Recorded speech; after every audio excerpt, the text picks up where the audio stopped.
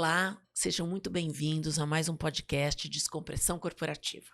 Hoje nós vamos bater um papo com o Herbert Limirium, que ele é da Zima Learning e ele faz parte também de liderança da aprendizagem do grupo Touch. Então, muito bem-vindo ao nosso podcast para compartilhar aí. Estou curiosa para saber sobre essa questão do lifelong learning. Bom, obrigado, Adriana, pelo convite. É uma honra estar aqui, participar e o que nós pudermos interagir aqui para levar conhecimento hoje entre nós aqui e para toda essa galera vai ser sensacional. E esse assunto, lifelong learning, né? Eu acho que ele está topo da lista junto com a Artificial Intelligence. Sim. É impressionante como isso é o... Porque, assim, há muitos anos atrás, claro que sempre a gente precisa aprender, mas hoje ele é crucial esse assunto, né? De a gente continuar aprendendo, porque a velocidade com que as coisas mudam é muito grande. Então, eu acho que por isso também essa questão do aprendizagem contínuo e a rapidez, né? De que as coisas ficam obsoletas. Exato. Se nós pensarmos em qualquer profissão do mundo, né? Enquanto a gente está conversando aqui, gravando esse podcast, já se atualizou alguma coisa quanto ao adquirir do conhecimento para essa profissão. Seja ela uma competência técnica, seja ela até um comportamento exigido para aquilo. Então, enquanto a gente está conversando aqui, já atualizou. Então, é ao longo da vida, né? Não tem jeito. E é sem parar. E quando a gente fala de aprendizagem ao longo da vida, todo mundo pensa lá no ensino infantil, ensino fundamental, que eles chamam, né? Hoje, cada instituição aí educacional tem os seus nomes, né? As suas nomenclaturas, mas a gente sempre pensa nisso. E muita gente acredita que o aprendizado acaba naquilo. Eu não tô aprendendo nada. Mas por que você não tá aprendendo nada? Porque eu não tô na faculdade, porque eu não tô fazendo um curso. E o aprendizado não é só esse lado formal. A faculdade, após o MBA, o doutorado, enfim. Não é só essa escada educacional que é para todo mundo, para nós, assim, né? Socialmente falando, não todo mundo, mas o ao longo da vida é todo dia. Enquanto eu tava vindo para cá, eu tava ouvindo um podcast, né? E eu falei, nossa, esse insight aqui é legal. Isso era um podcast, não era um livro, não era um curso, não era um treinamento. Ontem estava rolando página no celular, no TikTok, aprendi. Liga a TV, eu gosto de cozinhar, né? E nos antigos programas culinários, né? Edu Guedes, Palmeirinha, saudosa Palmeirinha. Aquilo era um aprendizado. Então, quando a gente está falando hoje de lifelong learning, a gente está falando de aprendizagem em todas as questões, não só na nossa área específica de atuação. Não. Até porque eu acredito muito nessa coisa cruzada de aprendizado, onde você aprende com a natureza, né, que tem a ver com a biomimética, quando você aprende com a culinária e você faz uma correlação, quando você aprende com as pessoas que você está ouvindo no podcast, que estão te trazendo insights, etc. A minha questão hoje é como que a gente fixa esses conceitos e aprendizados. É uma imensidão, assim, de, talvez, questionamentos que hoje, principalmente no âmbito de aprendizagem corporativa, Adriana, a gente tem alguns mitos e verdades, que eu sempre gosto de falar, né? Vamos nessa. E, assim, tem esse, como é que eu posso dizer? Esse paradigma, né? Que o aprendizado é uma coisa diferente do fluxo de trabalho. Ele está fora. São coisas... uma coisa é o fluxo de trabalho, outra coisa é o aprendizado. Então, muitos líderes perguntam, quando a gente está atuando ali como TID, como consultor, enfim, como mentor ali, num projeto que demanda alguma solução de aprendizagem, Adriana, como que eu vou parar a minha equipe para aprender? Tipo, como que eu vou colocar isso dentro do fluxo de trabalho? Você não precisa colocar, ele já faz parte do fluxo de trabalho. Que eu sempre pergunto, né? E aí, Mr. M? Né? Lembra do Mr. M? Lembro. Como que você aprende? Como que você performa? Como que você performa sem aprender? Como que você se atualiza sem aprender, né? Eu gosto muito de uma frase de um profissional que eu sou super fã, que é o Léo Carvalho, que foi meu mentor aí durante um tempo, e ele sempre fala sobre o aprendizado com relevância. E a relevância está na necessidade e no desejo, né? Então, assim, hoje quando a gente fala de aprendizagem corporativa dentro das empresas, todo mundo acha que é aquele curso obrigatório que tem que se fazer. Aquilo que tem que fazer. É quando você falou de necessidade e relevância, e aí tem muitas coisas, porque o mundo corporativo, ele oferece os cursos, e a Sim. pessoa às vezes não sente a necessidade. Sim. E aí como é que ela é engajada para poder participar de um curso onde ela ainda não está sentindo, a organização está sentindo, e quer que ela aprenda, mas ela mesma não está tão convencida. Você que é líder de aprendizagem deve ter esse desafio no seu dia a dia. Sim. E é um desafio que eu acredito de todos os líderes que estão nos assistindo em qualquer área de atuação. A gente tem que vir um passo atrás, né? O que a empresa tem que fazer para que isso seja, né? A empresa tem que gerar um espaço, uma zona de segurança psicológica para que o colaborador se sinta à vontade, não para performar, porque performar, ele foi contratado para performar, mas para ele aprender, ele impor as ideias dele, ele sugerir melhorias, ele dizer o que pensa, com ordem e decência, lógico, né? Com uma comunicação assertiva e não violenta, que hoje isso é uma competência muito exigida dos profissionais no mundo corporativo.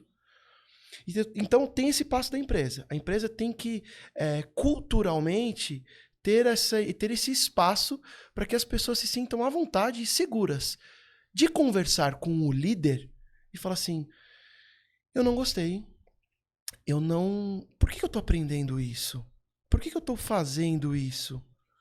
Por que eu tenho que ir para esse treinamento? Porque você já parou para pensar, Adriana, que quantos treinamentos os colaboradores já foram sem saber por que ele tinha que estar lá? Exatamente. E o medo que ele tem de questionar isso. E não dá, mas acho que hoje estamos no ano de 2023, no fim de 2023, e assim, não dá mais pra gente falar assim, a culpa é do RH. Não, porque Não o RH está fazendo isso porque ele acha que está contribuindo, né? Ele quer contribuir, Exato. Não é porque ele está... E tem as diretrizes da empresa, claro, né? E de competências que ela precisa que você saiba. Exato. E como você performa e aonde ela quer que nós chegamos como colaborador e o líder. E o líder é o representante desses valores que a empresa coloca lá como principais competências ou características de como se portar dentro da empresa, né? E isso impacta na performance. E o aluno, né? O colaborador, o liderado, ele tem que se permitir viver isso. E nesse se permitir, como já diria o poeta Lulu Santos, vamos nos permitir, na música Tempos Modernos dele, o tempo não é tão moderno assim. Porque talvez ele não se sinta à vontade para ele se permitir, para ele questionar o líder, para ele fixar. Como você me perguntou, como que fixa? Como que faz acontecer? Tem uma caminhada. E nessa caminhada envolve empresa, que às vezes quando a gente fala empresa, é o RH, né? Todo mundo, né? Porque é quem proporciona isso para a liderança, quem treina a liderança para acompanhar esse colaborador. E eu já quero aqui soltar a primeira polêmica, Adriana. Ninguém desenvolve ninguém, né? Acho que todo mundo fala, eu sou um desenvolvedor de pessoas. Sim, mas o desenvolvimento de pessoas é o gerar espaço para que ela aprenda com relevância. E relevância, volto lá no Léo Carvalho, é a necessidade e o desejo. Então, hoje, em uma das minhas experiências, assim, nós proporcionamos uma plataforma, talvez, para o colaborador que tenha só curso, cheia de curso.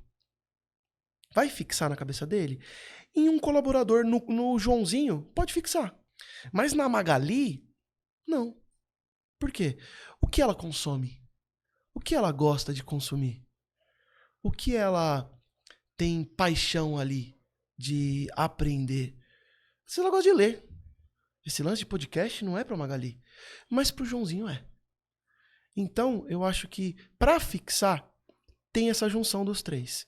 O entender o aluno, o líder fazer o papel dele, acompanhar e gerar o espaço, não é desenvolver, é pegar na mão, não é fazer pro liderado, é pegar na mão e gerar esse espaço para ele de desenvolvimento, para que ele aprenda não só formalmente naquilo que é obrigatório, mas com relevância naquilo que ele acredita que ele vai aprender. Numa conversa com a Adriana, eu posso aprender. Então pode estar lá no meu PDI, por exemplo, que muitas empresas trabalham com PDI, conversar com a Adriana sobre inteligência emocional. Uhum. Por quê? Porque a Adriana pode ser uma especialista, como ela pode ter uma experiência naquilo que pode me trazer algo relevante. Isso pode estar no meu PDI. Então hoje nós vemos esses PDIs sendo pedidos pelas empresas dentro de uma plataforma, somente cursos e treinamentos, presencial, online ou EAD. Será que isso fixa no coração e na cabeça daquele que vai aprender, daquele que tem que ser o maior interessado? Eu não tenho certeza se vai ser no de todos. Como que você faz lá na empresa, quando você fala como líder de aprendizagem? Qual que é a metodologia que vocês usam ou qual que é o processo que você sugere? Como que funciona? Quando nós chegamos lá na Touch Health, é uma empresa de soluções tecnológicas para a área da saúde, e nós temos diversos tipos de pessoas ali, né? E quando a gente entra numa empresa para levantar um setor, a gente tem que crer e praticar a pluralidade, né? Acho que é essa palavra. Exatamente. E a diversidade, e não só a diversidade, mas incluir essas pessoas dentro do que nos foi proposto. Quando nós chegamos lá, eu me deparei com um grupo de colaboradores, na época nós tínhamos 100 e pouquinhos colaboradores, foi no meio da pandemia. 70% desse grupo eram desenvolvedores de tecnologia. Uhum. Né? Que você que é desenvolvedor tá me assistindo, pelo amor de Deus, não me leva a mal, mas é um grupo determinado aí, né? Nos bastidores a gente fala sempre, é o grupo nerd. É a galera que tá aprendendo sempre. É a galera que gosta das coisas mais certas. É a galera que tá sempre se atualizando e sempre fala 2 idiomas, 3 idiomas. Então, assim, né? É uma galera mais, assim, top-down em questão de aprendizagem. E eu falei, caraca, eu vim do varejo. Vendas, comercial, preparando conteúdos para esse pessoal, para o operacional, que é uma galera que talvez entra na empresa sem ser alfabetizado. E me deparar com essa galera, eu falei, nossa, peraí, eu vou ter que fazer alguma pergunta para eles, algumas perguntas. Como vocês gostam de aprender? O que vocês aprendem? O que vocês estão consumindo no dia a dia? Por onde? Qual é a ferramenta que vocês usam? É YouTube? É TikTok? É Instagram? É livro? É Spotify? Onde que vocês estão consumindo? Que vocês estão bebendo fonte? Quais são as maiores inspirações de vocês? Quais são os temas que mais chamam a atenção de vocês?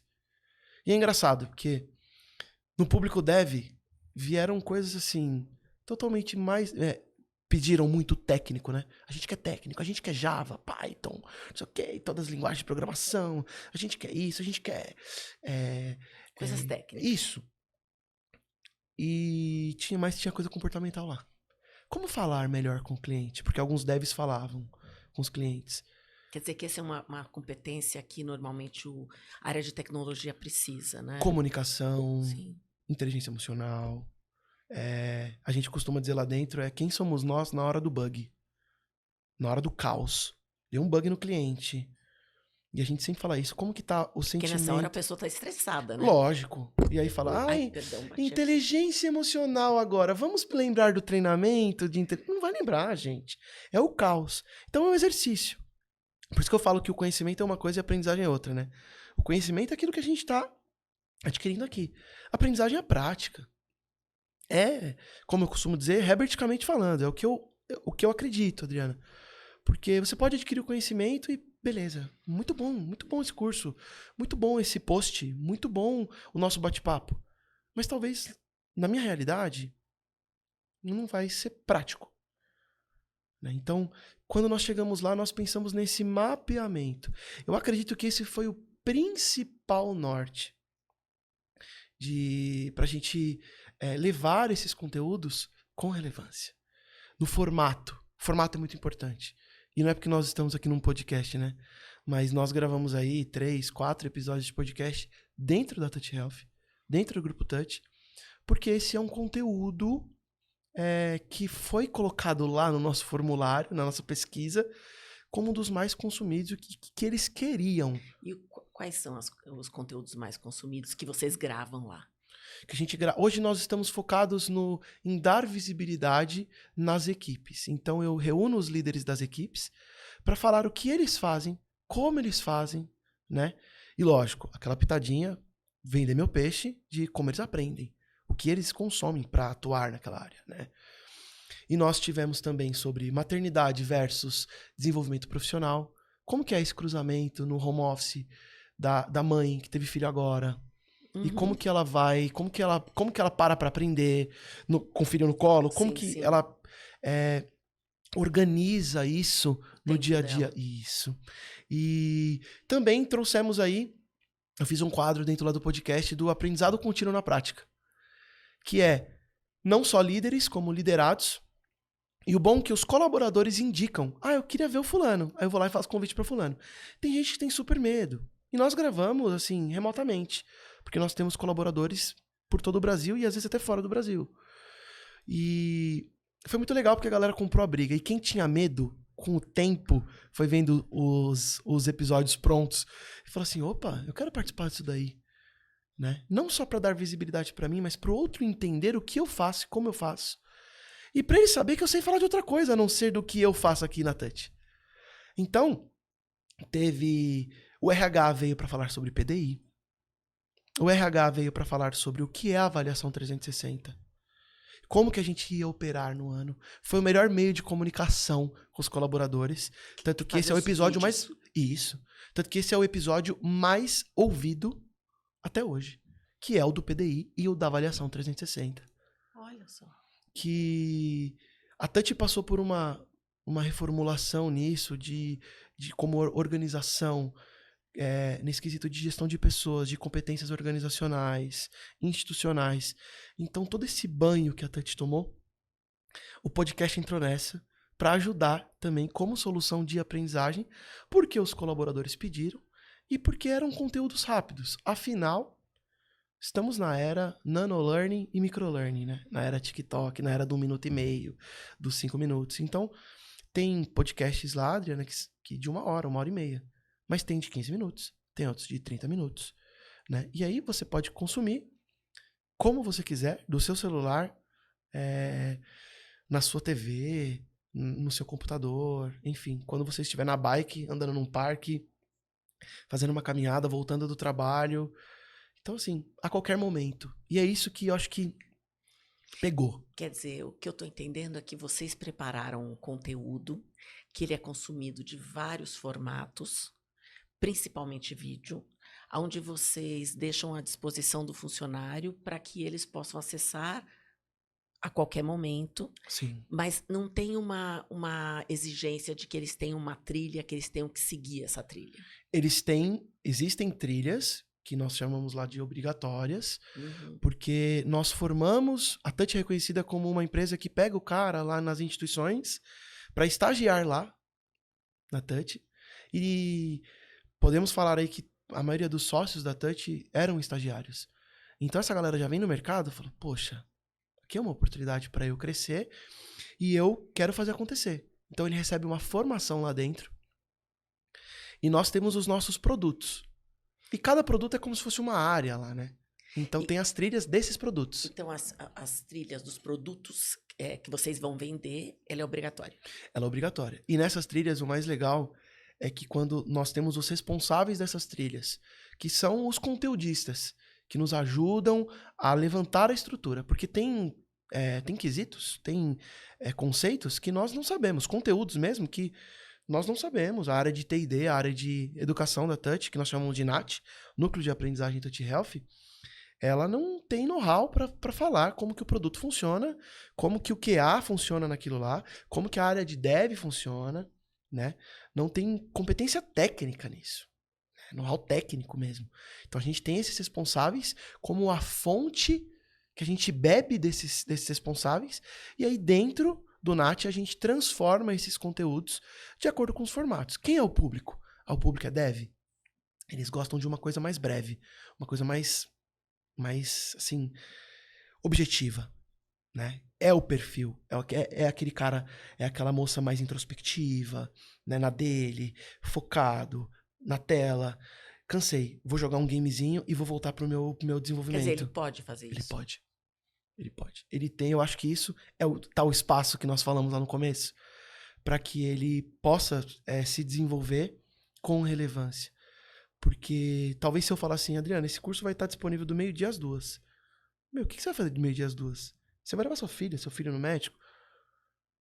Você vai poder fazer esse curso? Não. Então a gente não... A trilha é obrigatória, ele tem um tempo para ele fazer. E esse tempo é longo, mas é em questão da formação dele. Não da obrigatoriedade, de você tem que fazer, porque senão... Não, ele tem outras coisas para fazer também, além dessas trilhas. Quer dizer que você falando de lifelong learning, mas você entrou numa questão aí que eu fiquei curiosa, que é a questão da administração do tempo das pessoas. Quer dizer, elas têm livre administração do tempo? Sim, elas têm, mas os líderes acompanham, né? Os líderes, lógico, promovem os one-on-one, os feedbacks, as reuniões lá para acompanhar. Tem as dailies, principalmente na área na parte de tecnologia, né? Mas o colaborador ele precisa aprender ou já realizar e ter autonomia sobre a gestão do tempo. Ainda mais na era remota, porque nós lá estamos total era remota. Então... vocês são 100% 100%. remoto. Só vamos ao escritório caso... assim, tá. Então, a gente então queira, é administração por objetivo mesmo. Sim. Então hoje a diretriz é muito bem dada, né?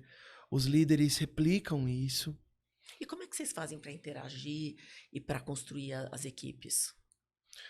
Ou vocês convivem pessoalmente um pouco? Um pouco, a minha equipe sim, né? Mas tem equipes que cada um é do interior de São Paulo, outra de Brasília, outra de São Paulo. Então, assim, embora tenha muito trabalho e muita coisa para aprender também, e vida social que todo mundo tem, eu acho que as reuniões ajudam. Tem algumas reuniões que são realizadas de câmera fechada. Tem outras reuniões, câmera aberta. Gente, hoje eu quero ver o rostinho de vocês. Vamos ver como é que tá. E eu tenho o privilégio de todas as minhas lideradas serem de São Paulo. Eu moro em São Paulo e elas serem de São Paulo. Então a gente pode se encontrar. Vamos tal dia pro escritório? O meu gestor é de São Paulo. Então, quando faz a câmera fechada, na verdade, é quase como que uma reunião por telefone, né? Isso, uma ligação. Porque, na verdade, ninguém tá... É só a voz, como era antigamente, aquelas centros de voz que a gente fazia. Mas não é a mesma coisa, né? E é livre, né? Assim, tem gente de câmera fechada, tem gente de câmera aberta, tem às vezes todo mundo de câmera aberta, às vezes todo mundo de câmera fechada. Mas, assim, essa liberdade, eu acho que entra dentro da segurança psicológica. Tipo, hoje eu não tô afim de abrir a câmera. Por quê? Porque hoje eu tô com olheira. O ser humano tem essas questões, né? Que às vezes a gente acha que é besteira, mas o abrir a câmera talvez faz mal pra pessoa. Mas e aí, quando era presencial, a gente ia com olheira ou sem olheira? Sem olheira. A gente ia de qualquer jeito, porque tinha que trabalhar. Por isso que eu acho que eu sou super a favor da era remota, né? Dessa liberdade, principalmente que hoje a pandemia nos trouxe. Eu acho que essa é a coisa positiva da pandemia. Embora, infelizmente, N coisas negativas, né? A era remota veio e mostrou pra gente que é possível, sim, performar. E tem estudos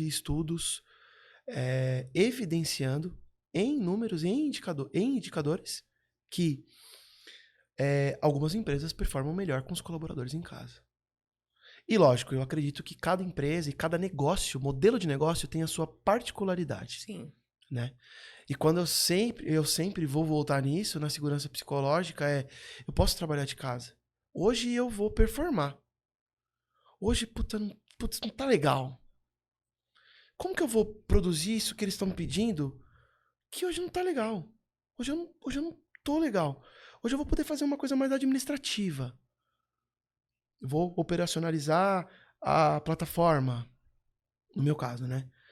Mas essa parte de conteúdo, de eu entrar na frente da câmera, ou eu falar um podcast, vai ser legal. O presencial, ele é excelente. Eu sou de gestão de pessoas, né? O T&D geralmente está dentro de RH, né? Uhum. Eu gosto do toque, eu gosto do olho no olho. Quando você me falou que esse podcast, que esse episódio ia ser presencial, eu falei, nossa, os últimos 3 que eu participei, remoto, né? Então, assim, eu sou desse clima Por isso que do eu te olho no olho. perguntei, como é que fica, às vezes, para fazer a equipe? Porque eu vejo que eu gosto também do remoto, mas porque eu moro longe. Então, para mim, é muito trânsito e tal, como para muitas pessoas Qualidade de vida que também, né? ficam muitas horas. Mas, pelo menos, sei lá, uma vez por semana, ou menos, às vezes, mas é bom encontrar as pessoas, Sim, é outro tipo, né, de sim, relação. Mas então você alternar, né? Eu sim. acho que é importante. Agora, só uma coisa ou outra, hoje, eu não vejo muito espaço. Só presencial eu acho que é muito sacrificante. E acho que só virtual também você perde um pouco de conviver um pouco com as pessoas, né? Sim. Tem gente que se a gente fala assim, De construir relacionamento mesmo. e quem é relacional talvez não fique em casa, no home office. Mas, E existem modelos que não vão se adaptar por causa do modelo, né? O vendedor, por exemplo. O vendedor precisa estar no balcão ali. No meio da pandemia ele estava no balcão. O padeiro tava, não tem como. O médico, né? Embora hoje a hoje gente tem hoje ficou muito telemedicina. mais forte a telemedicina, né? Pós mundo pandêmico aí. Mas vamos falar disso há 5 anos atrás? O que era isso aí 5 anos atrás, Adriano? Telemedicina? Não, que isso? Por exemplo, a minha mãe, que é educadora, ela não se adapta. Ela faz a sessão dela de terapia, que terapia é muito bom, inclusive recomendo. Não é coisa de louco, gente. É muito bom mesmo. Eu faço há 4 anos também. Ajuda a gente a organizar muita coisa na nossa vida. Eu faço remoto há 4 anos. Minha mãe é presencial. Herbert não. Eu falo, mãe, você vai pegar trânsito. Herbert, presencial. Eu gosto, né? Mãe, mas o tempo que você vai chegar lá, tem discussão. Como que a gente vai provar pra essa pessoa que o meu mundo é o ideal? Não, o meu mundo é o meu. O dela é o dela, né? Sim, o E que é tem bom os para você modelos. pode não ser bom para ela. Exato. E tem os modelos. Tem médico que hoje adora trabalhar de casa. Eu já fui atendido por médico que ele estava em casa. E eu já fui atendido por médico que estava no consultório, na telemedicina. Sim, eu Mais também. médico, eu já sou mais. Telemedicina, quando eu tô mais gripado, mais inchado, né? Portador da rinite sinusite, a gente sofre um pouquinho, né? Mas assim, eu gosto do presencial. Tive um problema na coluna recentemente. Falei, como que eu vou tratar isso? Remoto. O cara às vezes tem que te examinar, né? Examinar. Por mais que ele seja um expert, não tem como. Então, algumas áreas da Touch também atuam no cliente, né? Não tem como tá ali. Então, eu tenho uma área de biomédicos também em cada produto, né? Que é a área da saúde que faz essa troca com a área de desenvolvimento, com a área de teste, com a área de suporte, com toda a área de tecnologia, que faz a troca também com gestão de pessoas. Então a Touch me ensinou, principalmente nesse mapeamento, que eu não posso fazer um conteúdo para todo mundo. E como é que se adapta? Entendendo o que eu tenho em mãos, principalmente, né? Realizamos esse mapeamento. Veio o diagnóstico, né? Pô, legal. O pessoal gosta aqui dos vídeos, os nossos podcasts em áudio, até esse certo tempo. Tá. Eu não tenho esse recurso para produzir dessa forma. Como que eu posso produzir? Hoje nós temos o Zoom, Google Meet, Teams. Eu posso gravar? Isso, posso. Eu tenho habilidade com áudio, porque eu toco sou músico e tal, então eu gosto de fuçar nesses lances. Então eu vou editar esse áudio, vou tratar esse áudio que o Google Meet, o Teams, o Zoom me entrega, e vou colocar uma vinheta no meio desse podcast, vou gerar uma interação, vou colocar ali algumas coisas que contribuam na sonoplastia para que prenda a atenção desse cara. Então eu vou usar o que eu tenho. Aquela frase do Lado Cortella, que eu nunca me recordo ela inteira, mas é fazer o que você pode fazer nas condições que você tem, para que quando você tenha condições, você possa fazer melhor ainda. Sim. Não é bem assim. Os amantes de Cortella me perdoem, mas assim, é o simples como a principal estratégia de aprendizagem. Eu não preciso de um caminhão de dinheiro para fazer acontecer e gerar conteúdo com relevância. E aqui, Adriana, não quero romantizar que empresas sem budget, né? As empresas que adoram economizar, que são prudentes, tem budgets e budgets. E empresas e empresas. A gente não pode romantizar a empresa que, não, se vira aí com o que você tem, traz coisa de casa. Não é isso. Sou totalmente contra isso. Mas usar as habilidades que você tem. Você não precisa começar com uma Ferrari. Como é que você faz as escolhas entre aspas, do cardápio, entre aspas, dos conteúdos que vão ser privilegiados para aquele ano? Por exemplo, 2024 está chegando, como é que você fez o seu cardápio de lifelong learning? Como líder de aprendizagem da Touch, como consultor, esse mapeamento que nos dá a diretriz de formato, temas, né? E isso tem que cruzar, tem que dar match, né? Com o direcionamento da alta cúpula, da diretoria. Então, por exemplo, hoje nós estamos focados na Touch em formar esses talentos que chegam e que nós tenhamos ali total gestão do que eles estão fazendo, do que eles estão consumindo, dar visão disso para o líder dentro de uma plataforma, o líder acompanhar e fazer aquele pré-working de como que ele está entrando nesse conteúdo e depois como que ele está saindo desse conteúdo. E aí é com o líder depois. Então a gente está focado em desenvolver internamente conteúdos para a área de desenvolvimento, para a área de tecnologia. Embora tenham conteúdos riquíssimos no nosso mercado, mas a diretoria optou por aproveitar esses talentos, porque nós temos talentos. E para descobrir esses talentos, a gente precisa perguntar, mapear, estar perto, andar junto, caminhar, mesmo na era remota. Falou assim, poxa, Adriana, esse tema aqui você domina. Você se sentiria à vontade de não ministrar um curso, mas ser o conteudista disso? Pro Nath desenvolver esse curso, ou pro Nath desenvolver esse vídeo. Você não gostaria de falar disso num podcast lá para nós? Porque isso precisa ser disseminado. Isso precisa ir para uma trilha. E vamos dizer aqui que a trilha não é só feita de cursos e de aula. A trilha pode ser feita por um documento, pode contemplar um documento, um PDF para uma leitura, um infográfico, um post de TikTok, Instagram, LinkedIn, que correlacione com aquele assunto. Uhum. Então, veio a diretriz, temos o mapeamento, deu match, vamos buscar os responsáveis para que contribua e seja essa fonte de conteúdo, porque nós não temos know-how de todos os conteúdos propostos pela diretoria. Vamos buscar formar e vamos. Essas pessoas são entrevistadas e passam conteúdo. Elas viram os atores naquele momento. Sim, a diretoria já chega pra gente, fala com fulano que fulano sabe disso. Ah, legal. Então a gente já coloca, oi fulano, tudo bem? Você foi indicado pela diretoria, então já dá aquele, opa, né? Que legal. Quero falar desse assunto. Quando o cara entra com entusiasmo, sabe? O Joãozinho, a Magali, todo mundo entra com aquele entusiasmo pra falar. Porque ele se sente importante. E é uma forma também da gente aproveitar os talentos internos, porque santo de casa faz milagre, sim.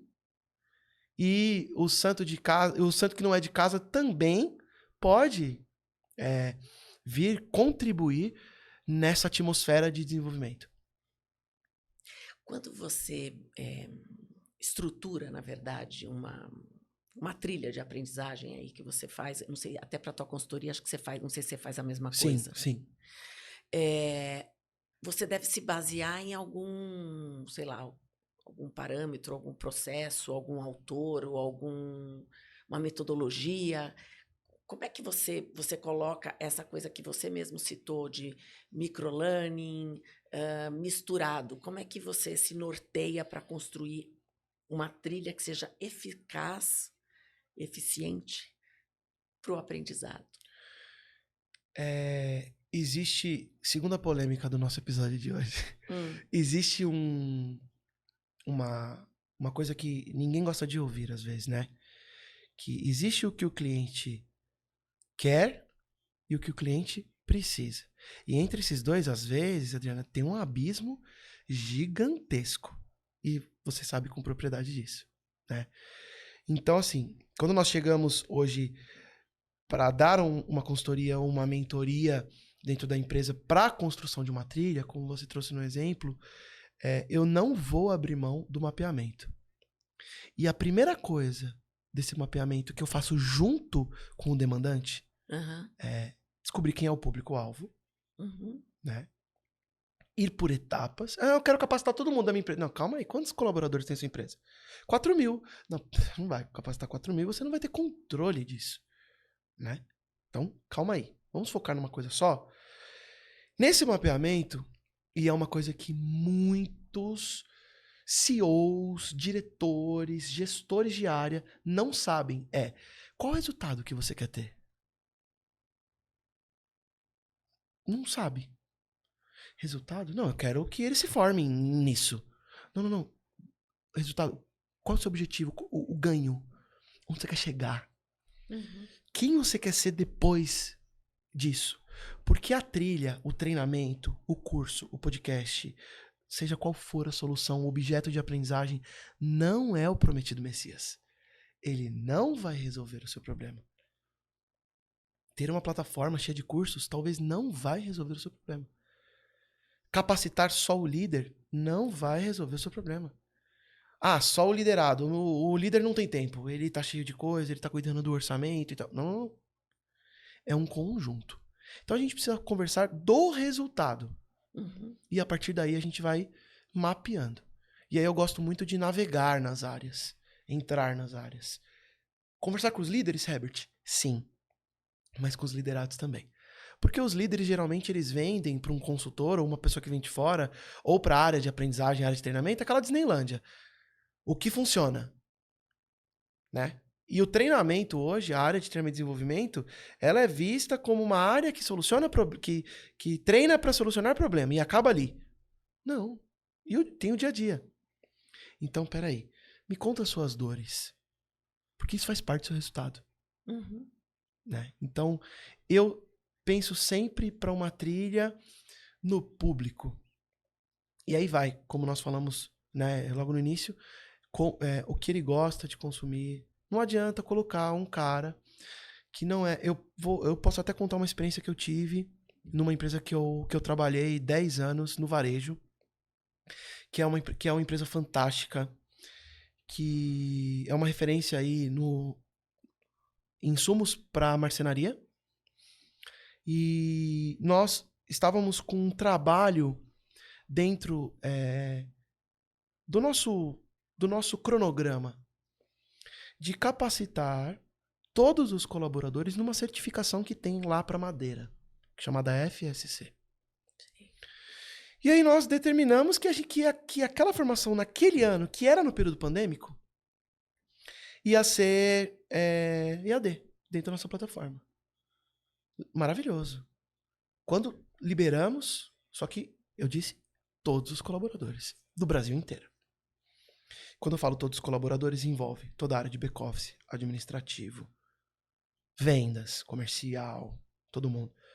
E o operacional, que é um público que às vezes ele era contratado e ele tinha um tempo para se alfabetizar, fazer um supletivo, né?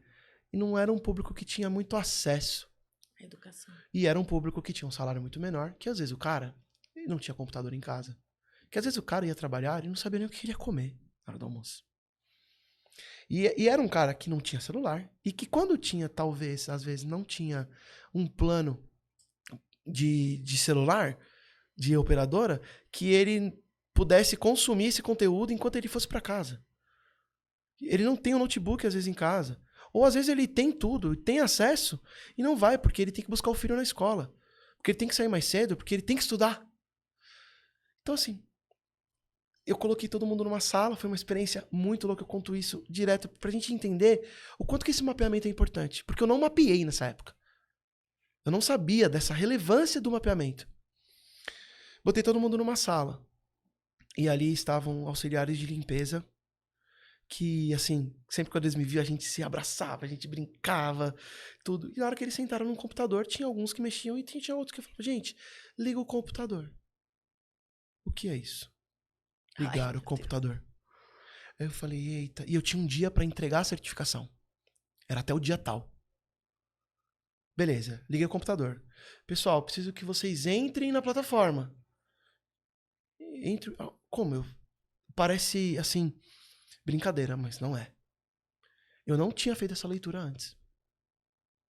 Aí eu falei, na época eu falei, ó, vai precisar de alguém aqui na sala pra ficar com eles. Eram 20, quase 20 pessoas, 15, 20 pessoas na sala. Entra na plataforma. Eu não sabia o que era iniciar. Nunca ouviu falar de Windows. Nunca tinha pegado no computador. Nossa. Tinha um senhorzinho que ele suava, Adriana. Ele suava. E eu olhava assim e falava, meu Deus, por que esse homem tá tendo? Ele tá tendo um troço. Pega no mouse. O que é mouse? Então, assim, não fiz o mapeamento. Eu defini que ia ser EAD. A diretoria falou amém. E tá tudo certo. O resultado que a gente queria chegar era certificar essas pessoas, porque a auditoria ia vir e ia entrevistar diversas dessas pessoas no Brasil. Isso eu tô falando do cenário que eu tive em São Paulo, né? Imagina em outros. Muito bom. Então, vamos pro conteúdo. Demos acesso pro cara. Eu tive que tive que fazer várias turmas para que eu conseguisse atender, e a equipe de treinamento parou na época para ficar do lado dessas pessoas. Pra dar suporte. Pra às vezes ler o conteúdo. Muito bom. Porque o cara não sabia ler. É que às vezes a gente pensa muito no nível que está acostumado, né, com que é alfabetizado tecnologicamente. Sim. Mas tem muita gente que não é. Que a gente não é. esquece isso, você tem razão. E aí eu fui pra Touch, todo mundo muito alfabetizado, porque o público é outro. Não é porque é melhor ou pior. Não, são De jeito universos diferentes. São universos, exato. São mundos diferentes, Sim. realidades. E aí eu falei, peraí, aqui eu vou começar do zero. Deixa eu levantar do zero. Os caras falaram, aqui a gente gosta de consumir assim. Esse mapeamento foi muito mais rápido, foi muito mais engajado. Herbert, mas peraí, eram quase 4.000 colaboradores. E aqui hoje, quase 300. Aqui tá mais fácil, porque 300 é mais fácil engajar. Tem as suas particularidades. Claro, imagina. Aqui eu tinha um caminhão de dinheiro pra trabalhar. Aqui não. Aqui o que eu falasse pra minha diretora, ela falava, amém, Herbert, eu acredito, vamos pra cima, vamos... E a gente fazia acontecer. Aqui a gente faz acontecer. Mas com uma prudência diante do budget que a gente tem, do orçamento que a gente tem. E faz acontecer da mesma forma. Por quê? Porque aqui esse mapeamento foi mais rigoroso. Todo começo de ano, e às vezes até semestral, a gente faz esse mapeamento.